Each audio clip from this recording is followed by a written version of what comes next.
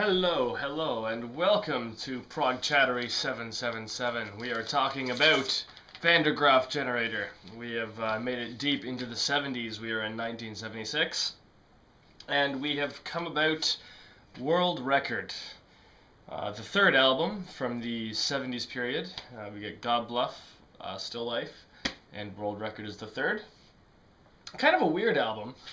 Of that 70s period, this is the one where I'm not sure if it's a classic album. Again, it's they had really hit their stride. They had God Bluff and Still Life, which were just absolute out and out, irrefutable classics. And I'm not knocking this album by any stretch. This is a really good album, but it's more of it's more for Van der Graaf fans. I think you have to kind of have already gotten the band before you can really get into this one. Much more focus on playing on this. It's more of a band-oriented album, I think. There's more musicians playing on this than there is, really interesting songs. Less lyrics, more playing. I think that's kind of a theme with this. And the production is very raw. The production, for example, on Still Life is very crisp and polished and studio perfect. This sounds like it was just, they just threw a mic on the floor and, the band played it out, which I kind of like, actually. That raw quality is important with Van der Graaf, I think. So that's a difference. Like I said, Still Life is such a wordy album. There's a lot of lyrics on that, and they're brilliant lyrics. Like I said before, it's a classic album. It is objectively their best album, Still Life, but very wordy. And like I said, the words are kind of limited on this record, which is not at all a bad thing. But it means that, like I said, it's better suited, I think, for the hardcore fans. I might be wrong, but that's my observation. And I think the band were quite tired. Like I mentioned before, the mid-70s period, I think, was the most active and dense period in their history. Still a classic lineup. We've got Hugh Banton, David Jackson, Peter Hammill, and Guy Evans. And they're playing. The band is still at their peak. They're still at their performing peak. They're playing peak. And there's lots of great instrumental sections on here. It's good. It's a good raw band album. Excuse me. So the album opens up with "When She Comes," which is perhaps a right title. Great song. One of my favorite Van der Graaf songs. It's very high energy, very jazzy actually. I love the opening. Opens with this almost kind of bebop-y little ditty at the start, and then the song slowly kind of creeps into the audio space. Great kind of angry song at I guess man's perplexity at woman. How the male perspective of things between a man and a woman. Not that it's right or it's correct, but it is a good song about that, I guess. There's some great lyrics in this too. A lot of literary references on this song. What's the line that always gets me? Even now you need to be reminded that La Belle Dame is without mercy. The lady with her skin so white, you never did quite catch her name. I love that. I love that you never did quite catch her name. Now she holds you in the night and she'll never let go again. So yeah, it's an interesting song. A really long instrumental section in the middle that again really shows off the band playing. Great song, great opener. Maybe a little understated. They played this a little bit in when they reunited in 2005. I don't think the trio has played it, but when David Jackson was still in the band in 2005, I believe they did play this a few times. It's a classic song. I really like it. And then we move on to "I Place to Survive," the second song. kind of a strange start. Just Guy Evans on the drums, almost playing a hip hop kind of a beat, like an early hip hop kind of a beat. But the band kind of sinks in, very very organ based, very thick, excellent Hugh Banton organ chords, which are very present. Great sax playing. Totally wild vocals. I mean, that's the other thing with the production. Like the production and the vocals on the previous album, Still Life, were very crisp. Whereas this, I mean, he's just in a room shouting, and it's awesome. It's raw. It's real. You know what I mean? It's not overproduced. It is just here's a snapshot of a really really crazy progressive band. And I feel using that terminology, saying crazy progressive band, is probably doing it a disservice, because I think Van der Graaf is beyond just a progressive band. They play the complicated time signatures, and they play the long songs and the weird arrangements and all that. But the thing with Van der Graaf is that the music is played with such a crazy abandon, almost a punk-like abandon. And I think that's why when punk did come along in the late 70s, that Van der Graaf were more kind of unscathed by it. They weren't torn apart like some of the other prog bands, because they had that, abandon to their playing. They weren't afraid to screw up, I guess, playing songs right on the level, right on that line where it's like it's all gonna fall apart. And at least when I've seen them live, I've only seen the trio live, but that's one of the great things that I love about their shows. I love watching them play and hearing them do all this complicated stuff, thinking this could fall apart at any minute, but they're holding it together. That's a part of the thrill of a Van der Graaf show, I guess. It's very unique music. Anyway, I've sidetracked quite a bit. I've moved. Place to Survive is where I was at, and it's a good song. It's not my favorite song, but it's good.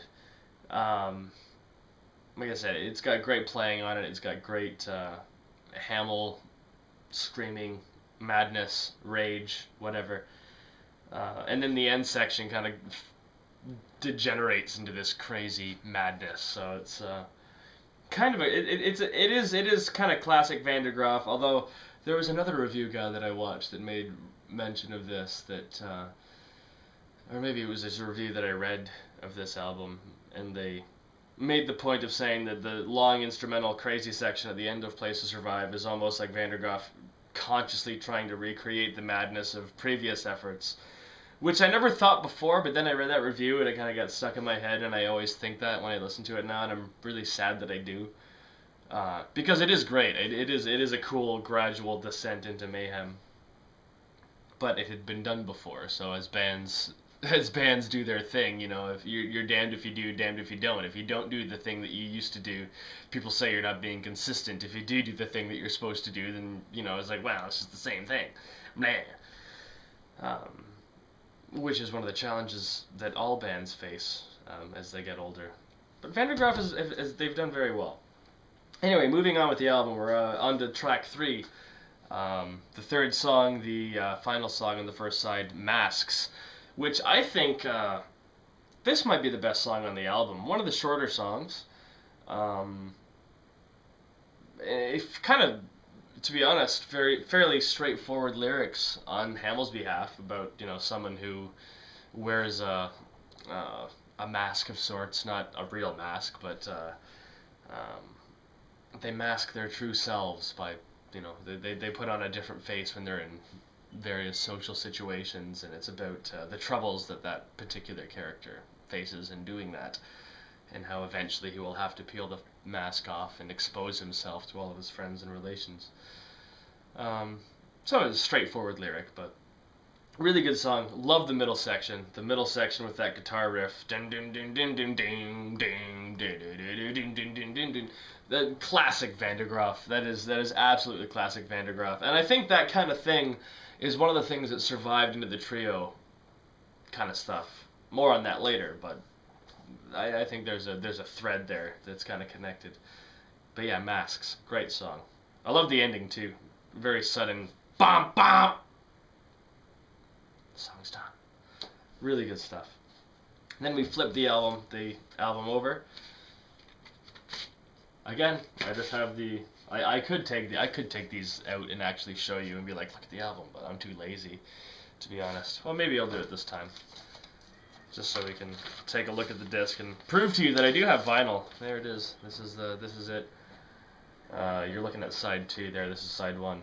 But as we've done the review, we just finished Mask, which finishes side 1.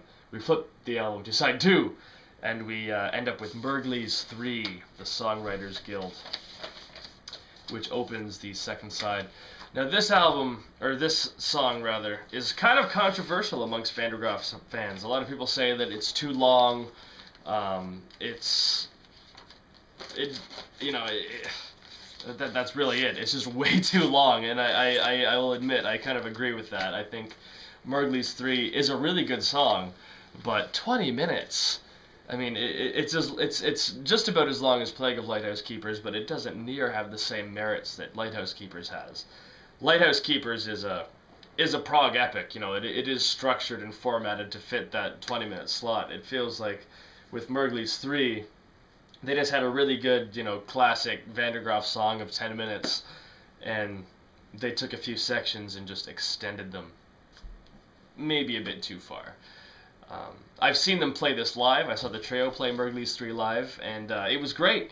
There's a live version on Merlin Atmos, the recent live album that came out last year, I believe, 2015, maybe, I think. I'm certain. You'll correct me. There's a version on that which is really good, and they do kind of chop it down. But Meurglys III, again, it's about the band playing. There's these really kind of long reggae influence sections which are really good for a while. The second one's about 7 minutes long, and it's just too much. It's just too much. But there is some classic Van der Graaf madness sections in Meurglys III as well. Just that dissonant, there's odd time signatures. The harmonies are all messed up. It's a strange song. It's very heavy too. And lyrically, again, it's classic Van der Graaf. It's very dark. It's about, I think it's about a guitar. Meurglys III is Peter Hamel's guitar, and kind of how the whole cliche of selling your soul to your instrument, I guess, that kind of whole thing, and the theme of loneliness maybe back in the fore as well, because you've chosen this instrument over, you know, cats, plants, and dogs. What is it? Plants and dogs, not cats. Silly me. I should have looked up these lyrics more recently. How silly. But yeah, it's a good song, and the real highlight of Meurglys III is it has the heavy part, then it goes into the first reggae section, then it builds up into heaviness again, and it just turns into this absolutely wonderful chaos section, just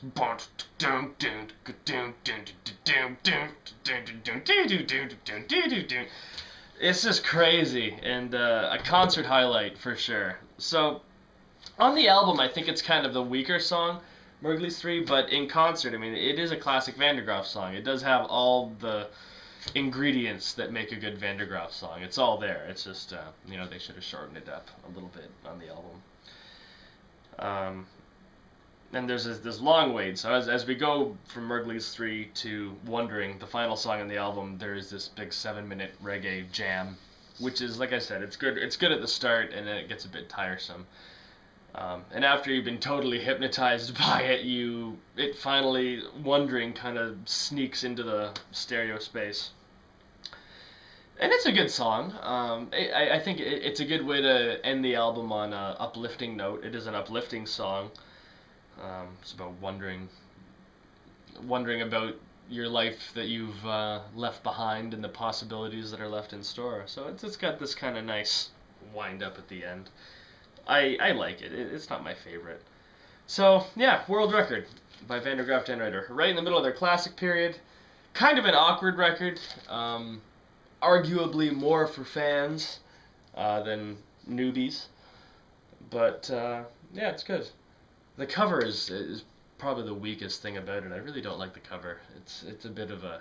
What, really? I mean, you've got the cool font in that, but... I don't know, it's a little cheesy. But that's a minor criticism. It's still a classic album by a very good band. So there you go. There's World Record by Van der Graaf Generator. We will see you next time.